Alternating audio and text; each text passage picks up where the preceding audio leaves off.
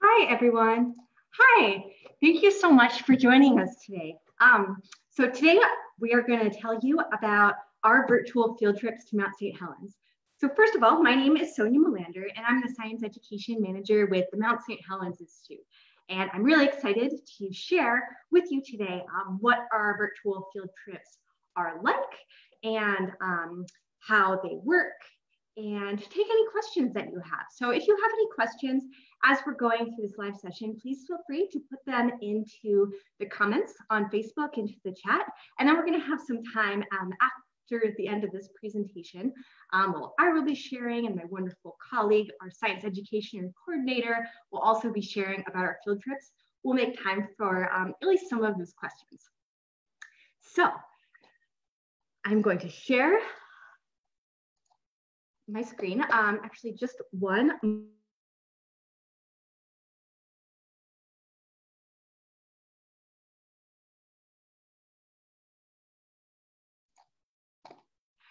As we're working through just a small technical difficulty, what I'm going to be sharing with you today is the kinds of resources that we get that we'll share in the virtual field trip package, as well as how it all connects in the 5E instructional model.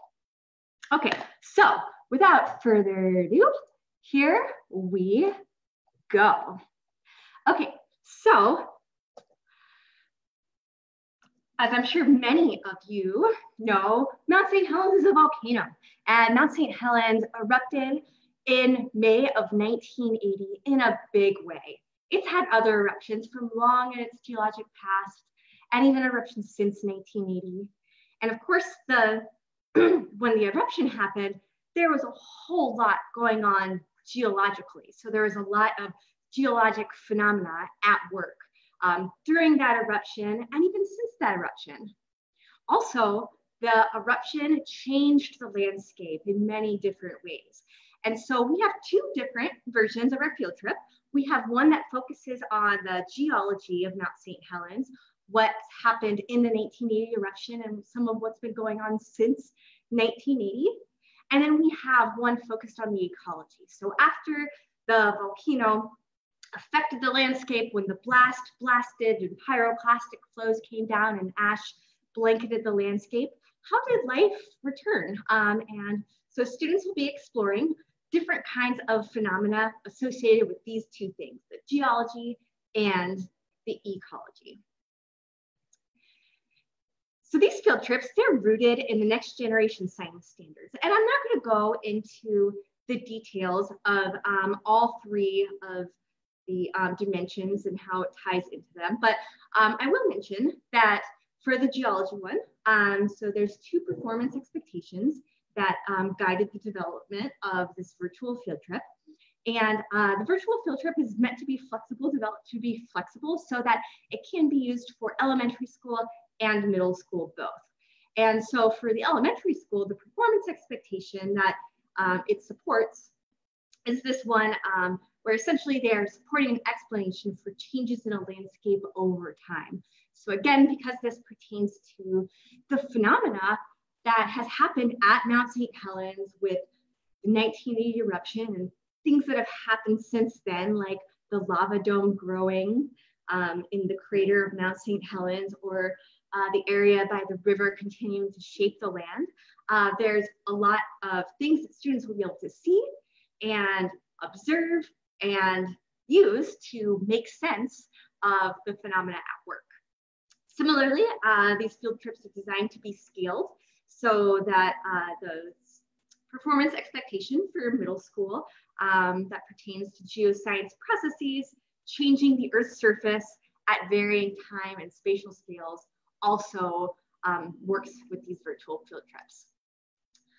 For ecology, the performance expectations are all about interactions. So what are the interactions between different plants, or what are some interactions between plants and animals, or even what are the interactions between the abiotic parts of the landscape? So thinking about how the geosphere and the biosphere especially, but also the hydrosphere in some cases, all interact to piece together the stories of how life returned, how life was renewed at Mount St. Helens. Additionally, this can also be scaled up to middle school, again, to think about how matter cycles between, again, those living and the non-living parts of the ecosystem. And so when we dive into showing you a little bit of this field trip, you'll see a little bit more what I mean. Okay, so as mentioned, the whole field trip package is framed around the 5E instructional model. And so for those of you who aren't familiar, in a nutshell, that involves a sequence where first students are engaged. So they're starting to get curious, getting some foundational knowledge, getting interested, and then they explore, and then they continue to build on what they're observing and thinking about from the explore to then develop explanations, then to elaborate and to evaluate. So the package itself, it has a series of pre-field trip lessons, and I'm going to show you those in a moment. It has this 3-part virtual field trip in this 360-degree virtual environment. And this is something that is available so that students can explore either synchronously or asynchronously as well. Teachers that register will receive a copy of students' responses from the 360-degree virtual environment. We'll show you more of what that means in a little bit, but the point is that is something that you as a teacher can use either for assessment or for recreative participation or both. Now, depending on how you, the teacher, the students, how you use the resources for these pre-field trip lesson plans, whether you dive into all of them or just explore a few of them, will affect what the live session ends up being like. And our wonderful science education coordinator is going to talk about that. But there's a live session included in this virtual field trip package. So this is a live session with one of our expert and inspired educators who knows a whole lot about Mount St. Helens, is excited about Mount St. Helens, and is excited to share Mount St. Helens and dive into and explore the curiosities that your students have about Mount St. Helens.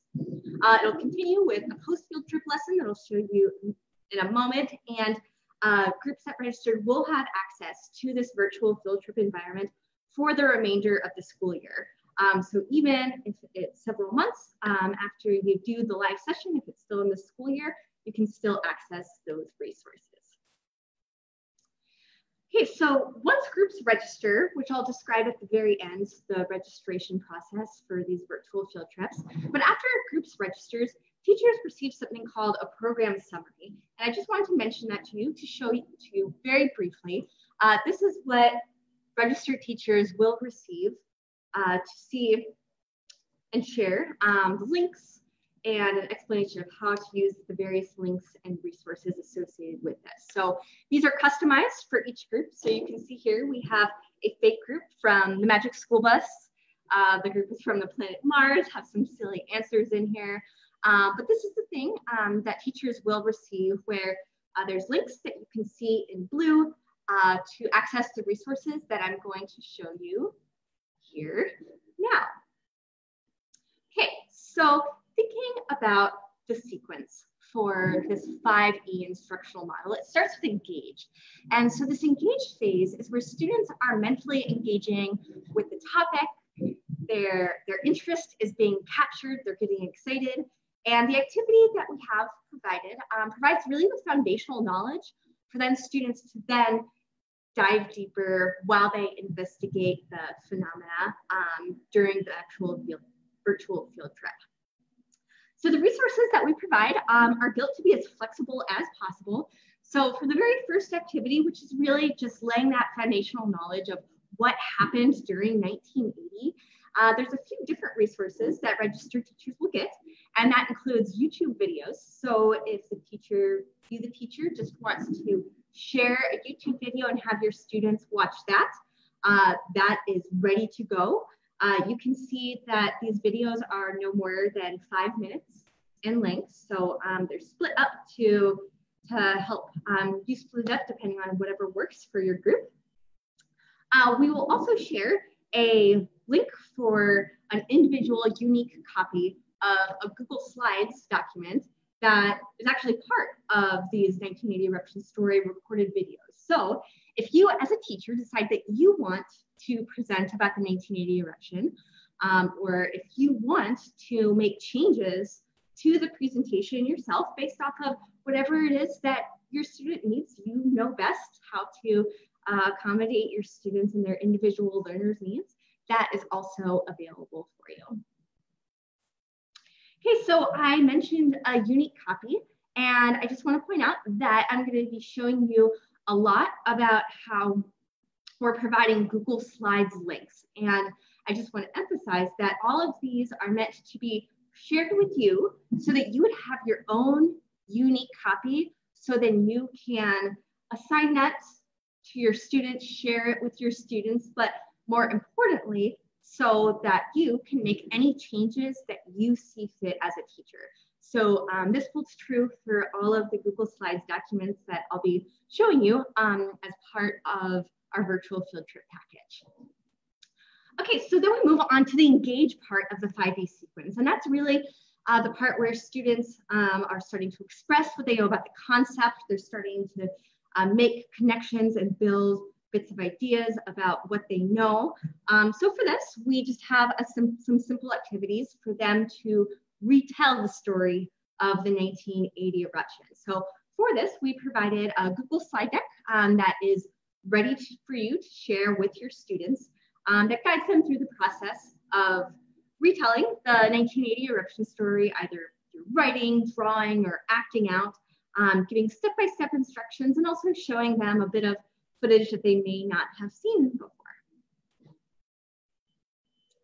Okay, so the explore phase, and this is where it starts to get really interesting, and this is where our virtual field trip space actually is.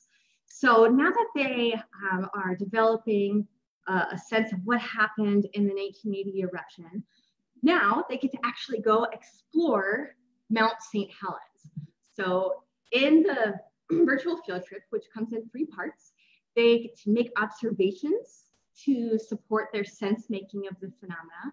They get to develop ideas about whatever phenomena is at work at the place that they're exploring at Mount St. Helens, and explaining it in their own words.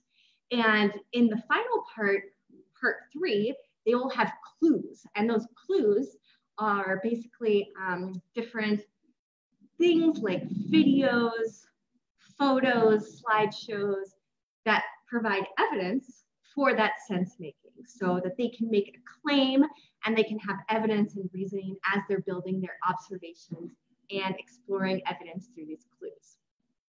So I just want to step inside those virtual spaces very briefly, just to show you what it looks like. And this includes embedded instructions. So this is the very first part of the virtual field trip. So students are greeted, there's a map so they can see where they are.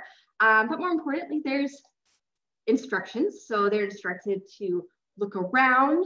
Here in the geology one, they're instructed to notice that different areas have different shapes because of course the changes from geologic phenomena like this blast that blasted across the landscape or the river carving into the river, a lot of their observations that they can make to make sense of those things that are happening to literally shape the landscape, they could support with observations that they make about the shapes. So this very first part of the field trip is starting at this overlook site where they can see into the crater of Mount St. Helens. They can start to notice the shapes.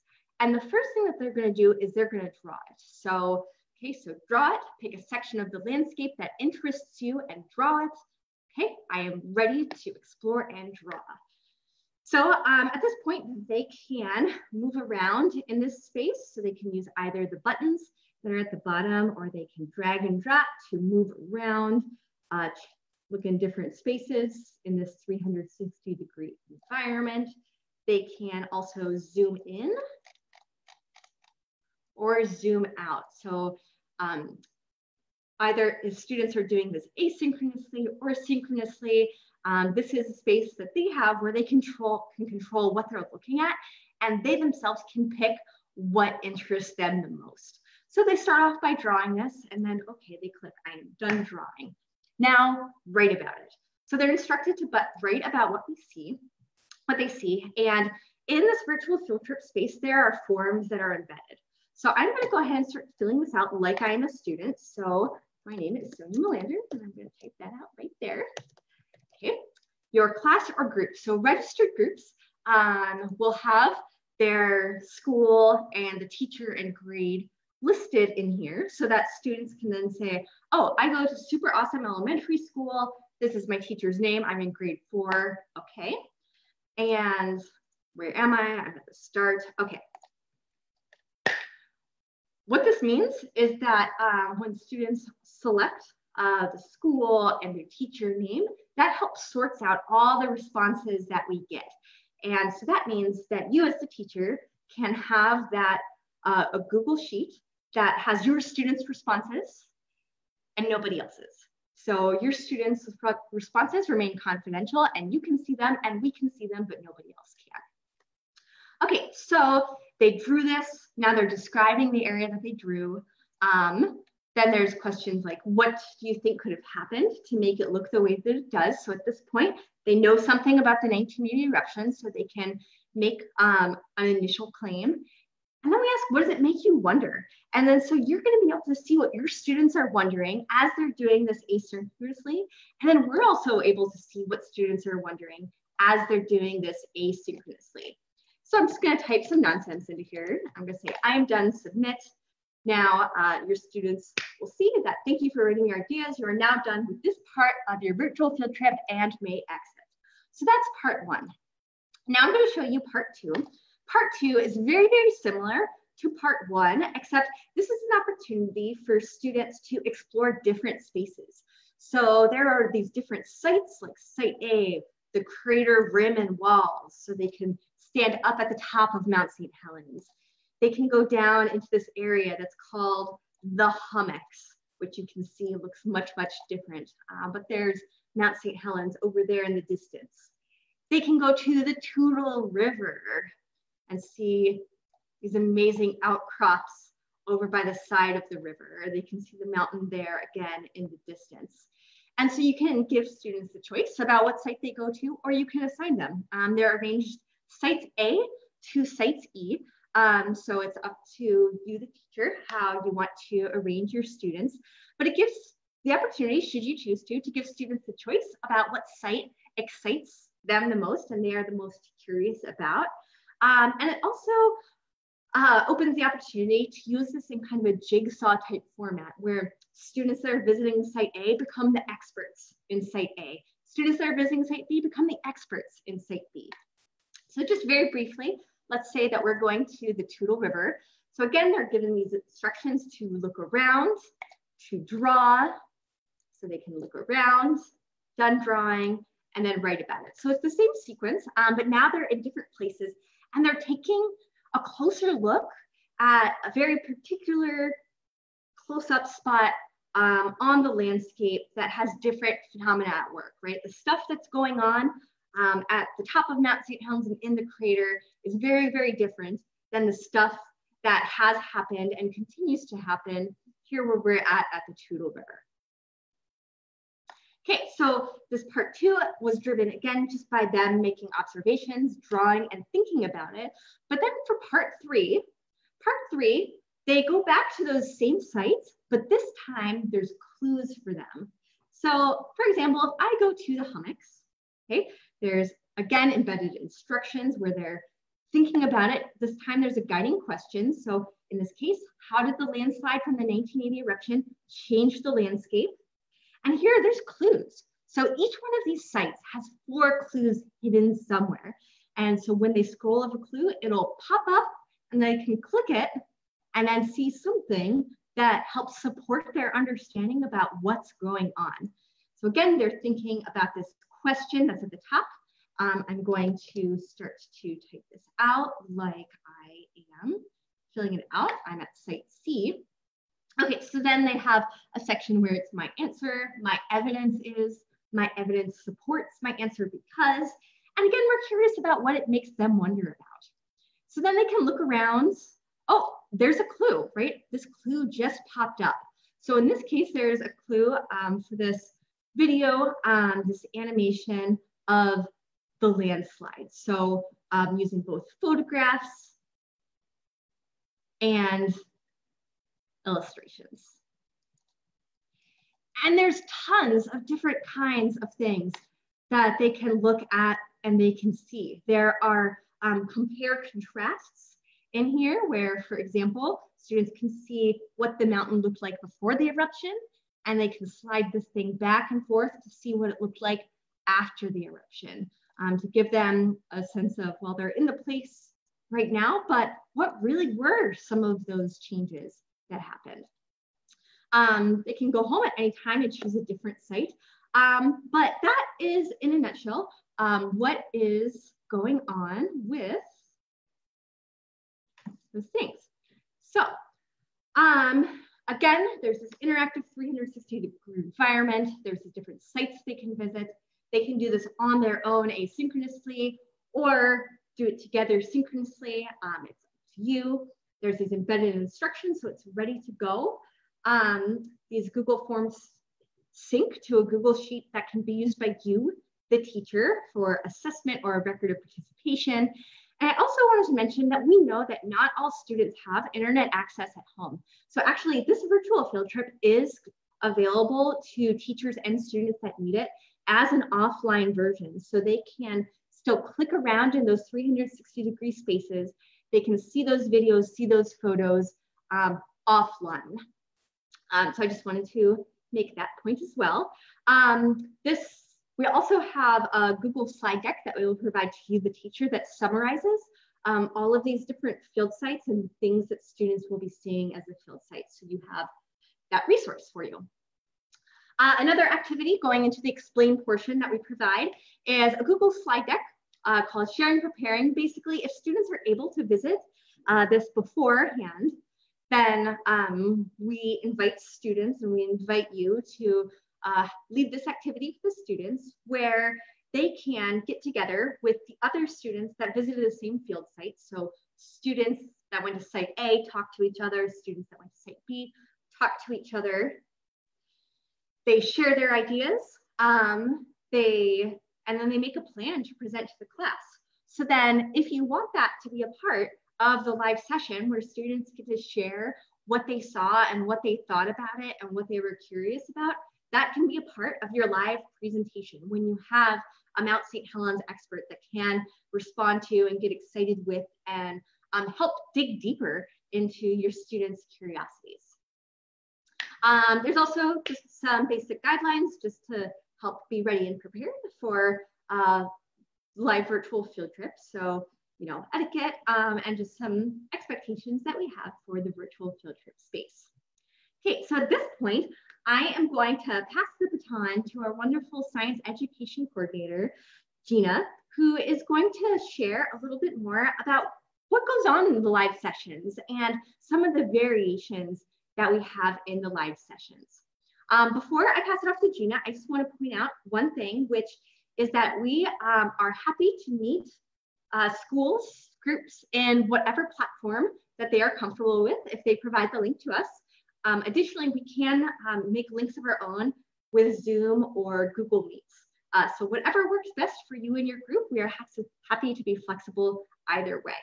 Okay, so with that, I'm going to stop sharing my screen. I am going to pass it to Gina. So Gina, let's hear from you.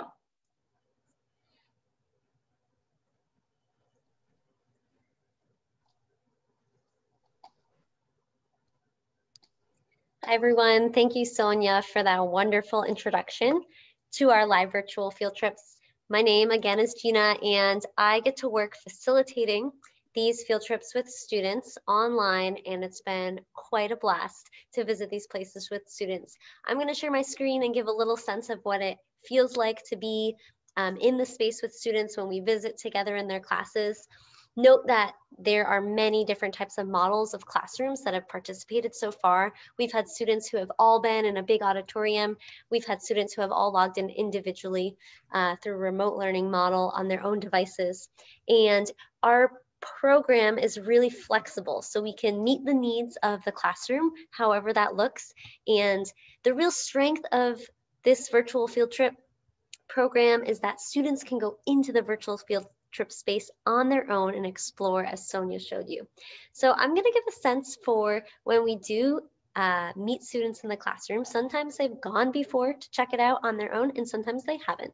Either way, it's really fun to explore the space with them. I'm going to begin by sharing my screen here and take everyone on a brief tour of how I like to run these sessions. So oftentimes I will start with a big overview in Google Earth to orient us all. And depending on where the students are from, sometimes we'll zoom in to where their schools are. But otherwise, we're going to zoom into the Pacific Northwest here and to this snow-capped peak north of Portland, slightly to the east, called Mount St. Helens. Mount St. Helens is a distinctive shape from space, and most students have had some background and context about the 1980 eruption of Mount St. Helens. So we go over the fact that Mount St. Helens originally started as maybe a cone-shaped volcano before this big eruption, and then the shape changed, and now it's a flat-topped volcano with a crater. And from this view on Google Earth, we can see that really clearly and compare the size and shape of Mount St. Helens to some of its neighboring volcanic family members, like Mount Adams. Once we zoom into Mount St. Helens, oftentimes students have lots of observations and questions. Oftentimes they've already compiled a lot of questions, having learned a little bit about this big eruption that happened in 1980, but we usually go over some aspects of the eruption. I like to also share that Mount St. Helens is a special place to many different types of people. So although we are visiting it virtually, we like to talk a little bit about the types of people that live near the mountain. We've had school groups with students who live close to Mount St. Helens and also some that live across the country. So anyone can participate in our virtual field trips. But it's particularly important to highlight some of the groups of people that live nearby and have experienced Mount St. Helens erupting in the past. So to do this, I like to share this great map here. Again, zooming out on the Pacific Northwest, we're going to zoom into Mount St. Helens a little bit north of Portland. So as I bring us in here, I will show this map to students. Together, we'll look for Mount St. Helens. Again, we see this kind of conical mountain, but with a crater in the center. And then in this map, keeping Mount St. Helens in the center, I can overlay the territories of people that call this place home, that have made their homes on the landscape here since time immemorial. And so we like to have a discussion, and often it's a very interesting discussion with students about the tribal communities that make use of these lands and what Mount St. Helens means to them. Then we head over to the virtual field trip space. And here, I like to start with this big overview view of Mount St. Helens. Some of the students might have seen this before and some have not. But I ask everyone to take a look at this mountain in front of us and to take out your drawing supplies. So grabbing a piece of paper and a pencil, I have students draw along with me, and I ask them to draw the landscape, and then in their drawing to circle something in the drawing that shows to them, gives evidence that this landscape is an active volcanic landscape. As I like to say, Mount St. Helens isn't just your average Joe mountain, but it is in fact a volcano that, as students have seen in some of the videos they've watched before this pre-trip session, that Mount St. Helens can have large and explosive, powerful eruptions. And so looking at this view of the mountain here, what do you notice? So I ask students to do a little drawing and a little bit of thinking, and oftentimes students are really excited to share at this point. What's neat is I can use my cursor and ask students to ask me to point out certain things in the landscape. Oftentimes people point out this big canyon flowing down from the volcano, which is really exciting. There's usually discussion whether this canyon is a lava flow. If we zoom in on it a little bit more, which the virtual field trip space allows us to do, we can actually see it's the shadow cast from some cliffs that the river is cutting through. And we talk about why those cliffs are there and where all this material came from. Students often always observe as well that there's not any trees around this part of the volcano. And especially when we go back to Google Earth, we can see there's deep, dark green forest around most of the mountain, except in this area that had the experienced the eruption. So we'll discuss why are there no trees here and what happened during the eruption that caused this forest that used to be here to be buried. So it's always fun to ask students to share their drawings. Sometimes they'll hold up the drawings to the screen, or one teacher projected student drawings on like a little projector when they were all in the auditorium so people could see what they were drawing. In the virtual field trip space, then we will go to the 5 different field sites. So I will click into these different sites and take students on a little tour to all these different places. Again, some students have gone in on their own to these different places. They've filled out the little forms and submitted their questions, and some students have never been there before. So depending on where the students are at, I can give some background, or I can ask students to point out their observations. Now, a reminder, for teachers that register for these programs, they receive this document called a program summary, and this includes a link to student responses that students will type in when they fill out the form in the virtual field trip space. And so, for example, if we go to look at this response sheet for the Magic School Bus, we can see that there are student responses here with some of the questions that students were thinking about when they were exploring the space in advance. Some of these questions might be simple, like how old are the trees that we see here? Or maybe, did this lake exist before the eruption? So I get to read about students' questions and curiosities before going to the field trip space, and teachers can also use this as a fantastic tool for assessing student participation and engagement in the space. So once we go back into the virtual field trip space, then we go around to some of these different places. For example, we'll head over to Site A. And in these places, I sometimes start by asking students to draw, take a look at the landscape around you, and to draw an animal that you think might make its home in this landscape. Then I ask students to maybe compare their drawings. And students are always excited to point things out. I want to point out students were curious if this thing was maybe a lizard perched on the log there. Students also have pointed out amphibians and fish down in the water. So in the virtual field trip space, I'm able to zoom in and out and move what everyone can see based on what students are telling me that they want to share. In the virtual field trip space, we also have these embedded hotspots. So these are really neat places where, for example, if we're at the lake, I can show some before and afters. So we're all hanging out this lake, students are pointing out different things that they see, and then by clicking on the hotspot, I can take everyone to view this before and after scene. And so I'll ask students to take a look at the landscape here and think about what types of animals would make their home in this environment. Ask students to draw a couple animals, list a couple animals, share with partner, and then we'll flip over to what the landscape looks like after the eruption of 1980, and asking students again to think about what types of animals might make their home in this new environment that looks so different from the deep forest that existed previously. So these hotspots are a really fun way to engage as we visit some of these sites. Some things that students love pointing out, we can indulge them, but they love pointing out the anthill. We have a little video of ants here in the forest. And usually if students have explored the space, they know what they want to point out, and they're really excited about asking, oh, can you go to this video and share this? And not everyone has gone to every one of the different sites, so it can be really fun. Let's see if we can play this anthill video. I also ask students to imagine what types of creatures would make their homes here, and just by having the 360 space, I can go all the way up above their heads, think about birds living in the canopy and insects, and it just provides a different perspective than a two-dimensional static photograph.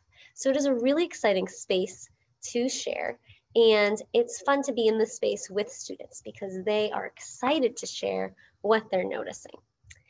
That's just a brief overview of exploring the virtual field trip space with students.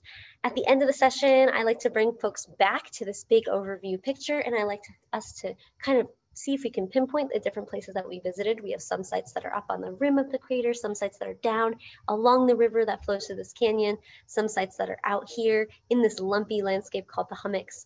And so we'll talk about, oh, what was it like to be way over here? And what was it like to see Mount St. Helens when we were over here in the river channel? And I asked students to go back to their original drawing and reflect on, what did you notice about the landscape? How did this eruption shape the landscape? And then how does that shape the habitat for plants, animals, and other living things? that make their homes here. So it's really fun to explore the virtual field trip space with students, and we have a lot of flexibility with these tools because, again, this model allows students to explore asynchronously, individually, go into the space, zoom into things, click onto things, and follow the prompts embedded to navigate through the space. So it's a really complete model, and it's been really fun to share. I'm going to pass the baton back over to Sonia, who's going to tell us a little bit more about registration and how to sign up for these virtual field trips. Great, yeah, thank you so much, Gina. So before I talk about registration and that kind of thing, there are a few other pieces to our virtual field trip package. So after students explore those field trip spaces, after the live session, we have two other activities for students that get into this evaluate and extend part of the 5A sequence. So for the geology field trip, the geology building up and breaking down, where students are thinking about the shape of the land and what made this land this shape and what made this land this shape, and they were making those observations.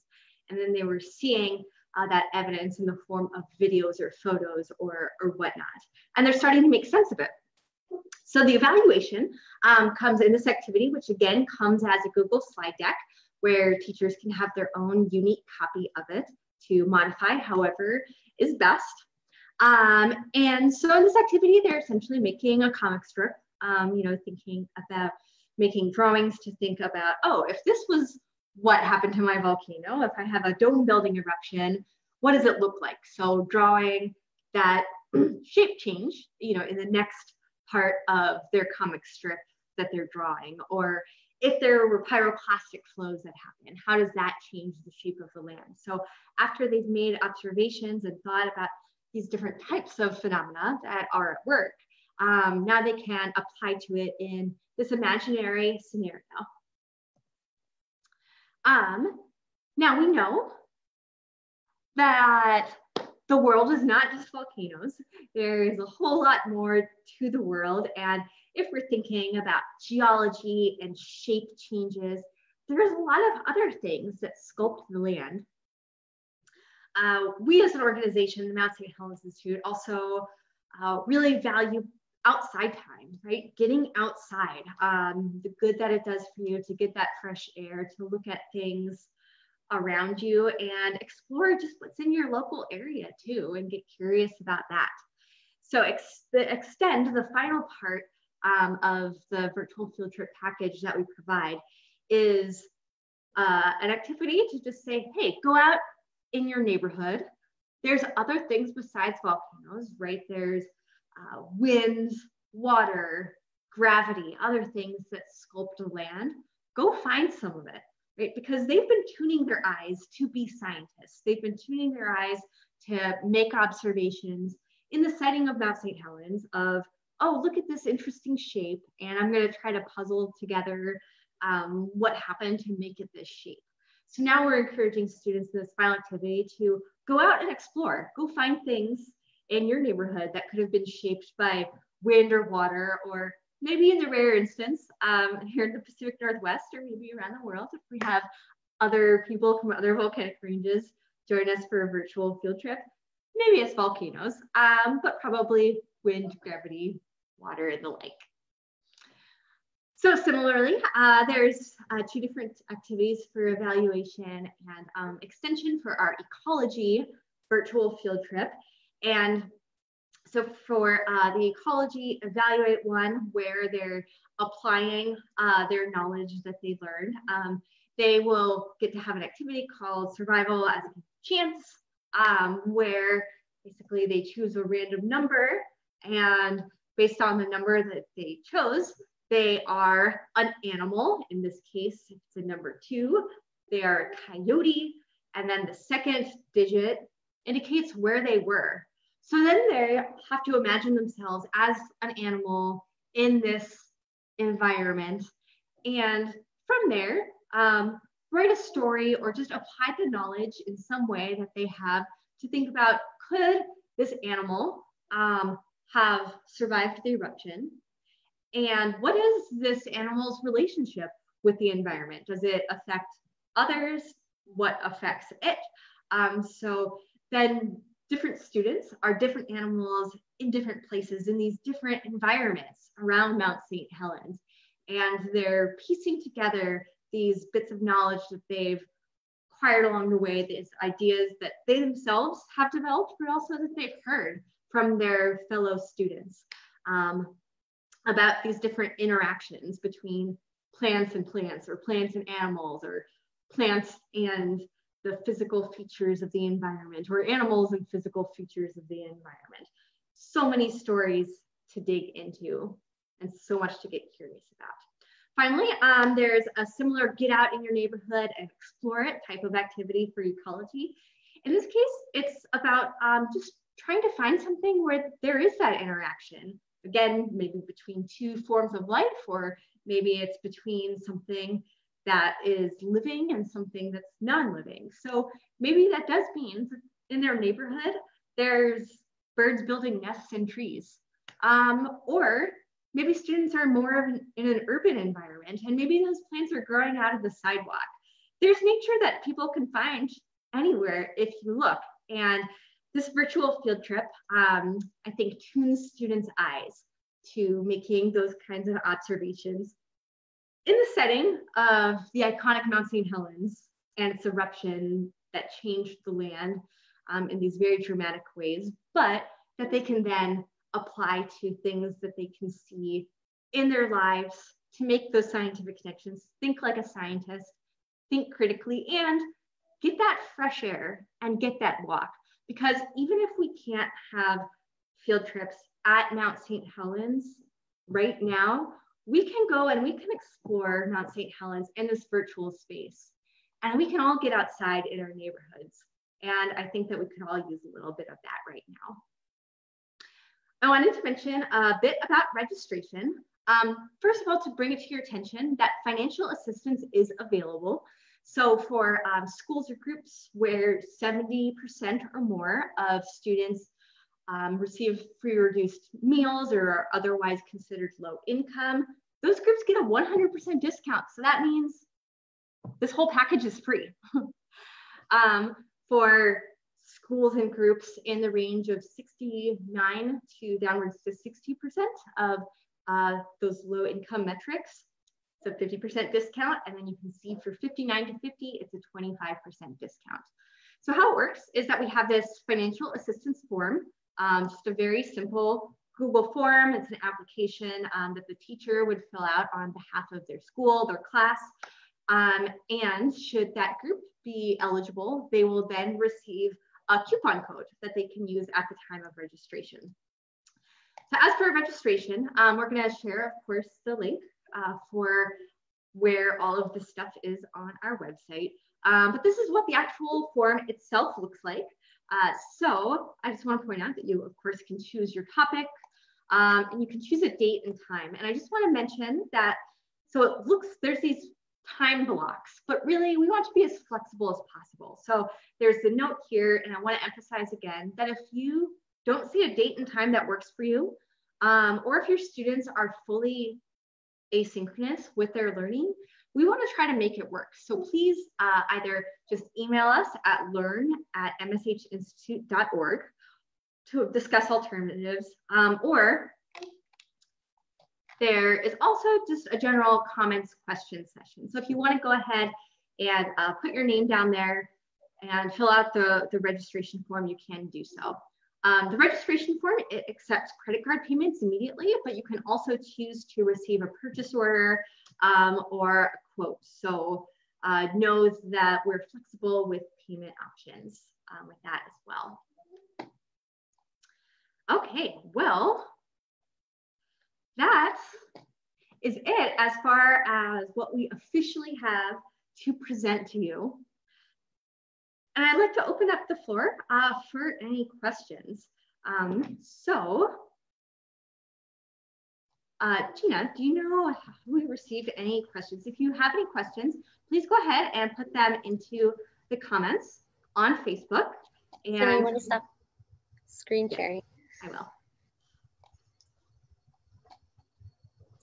Great. So Thanks, everyone. There are some questions, Sonia. I'll start by asking, there's a question about the places that students can visit during the virtual field trip that they might not be able to visit otherwise. Do you want to speak to this?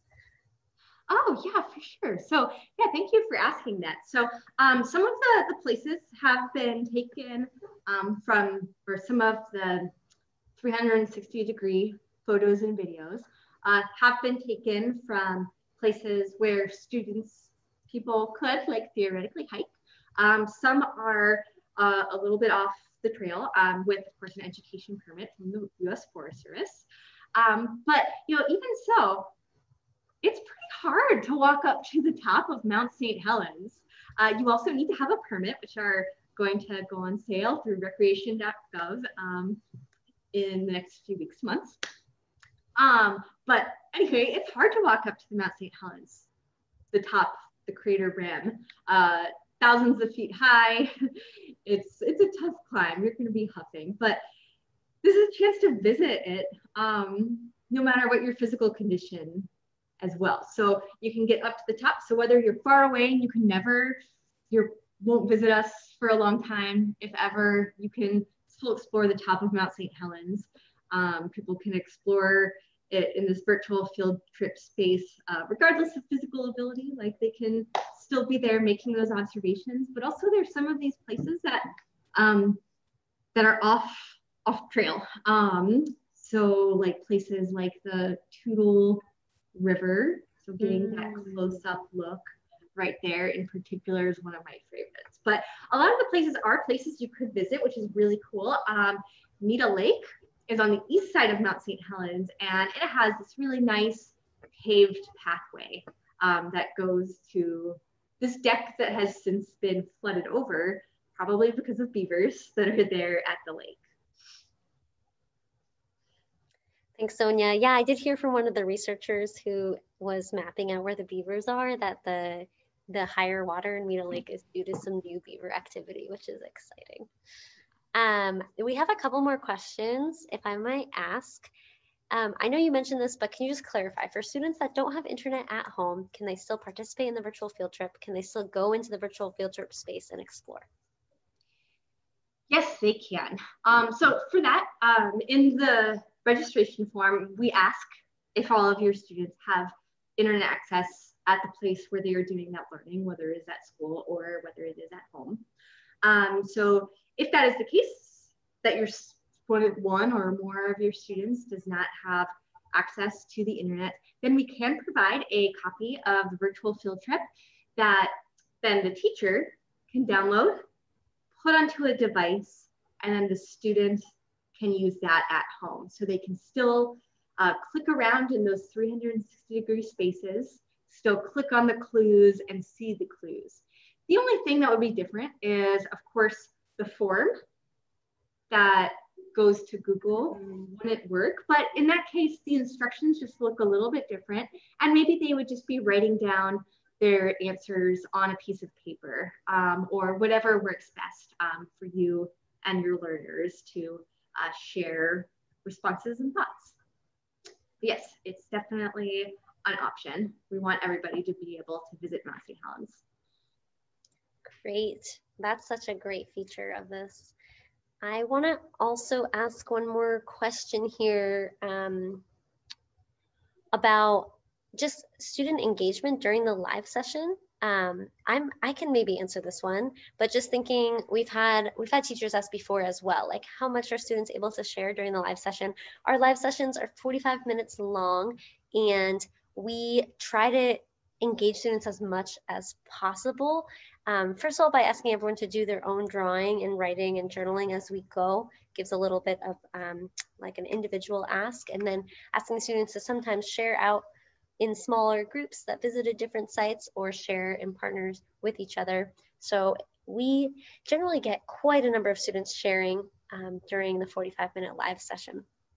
Sonia, there's just one more question here I want to ask you, which is, what makes you excited about these virtual trips? This is a more open-ended question, but we can both speak to this if you want to start. Well, what makes me excited about it is, it's,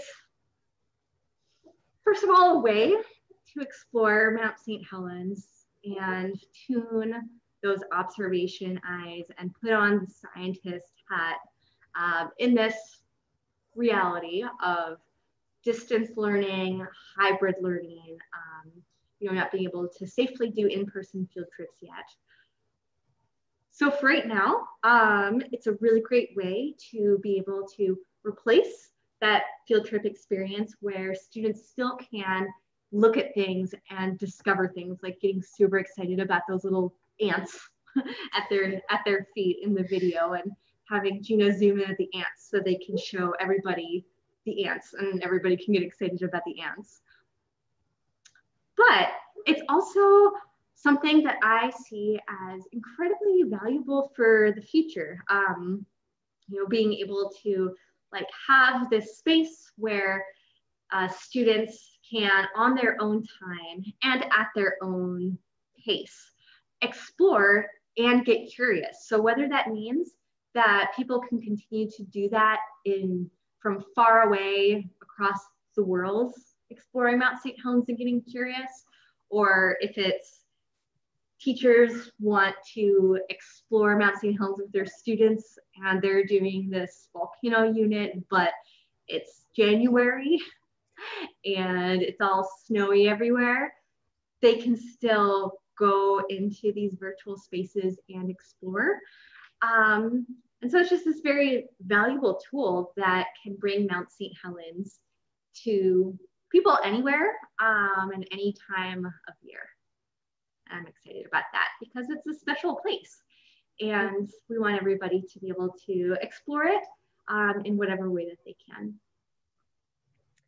Yeah, I totally agree. It's a really great learning tool that makes our educational reach when teaching about Mount St. Helens and sharing about it. We can just reach people from all across the world, which is really exciting.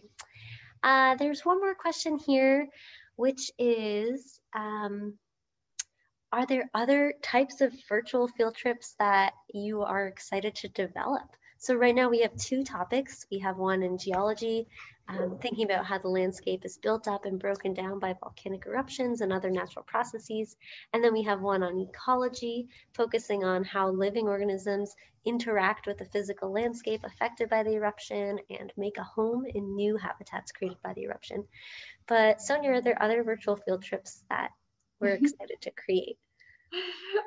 Well, I'm not going to say anything specifically, but yes, I mean, this is a tool that can be used to recreate the kinds of things that people do outside during, whether it's kind of classic field trip activities or if it's replicating things that scientists do in the field. So hopefully our excitement for this new virtual field trip program is contagious, and hopefully you all want to sign up for it. And yeah, perhaps there could be other developments for other topics in the future, which would be super exciting. Well, great. The information about registering for virtual field trips, questions and information about the trips themselves, different topics you can choose, all of that's found on our website, StHelensInstitute.org. If you have any questions, you can contact our education team, which is Sonia and myself. Our email is learn@mshinstitute.org. And thank you everyone so much for coming and attending this session, bringing your questions. We look forward to working with you virtually or in person on the mountain. Thank you so much. Bye.